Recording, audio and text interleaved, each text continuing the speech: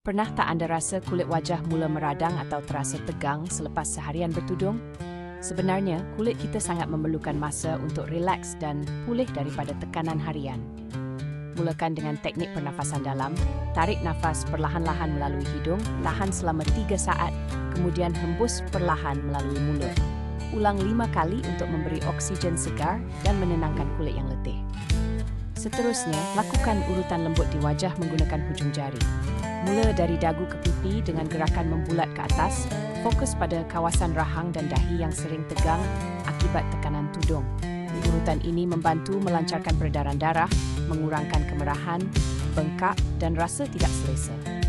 Jangan lupa lakukan urutan ringan di sekitar mata dengan sentuhan sangat lembut untuk mengurangkan sembab dan keletihan. Amalkan teknik ini setiap malam selepas membersihkan wajah dengan produk yang sesuai.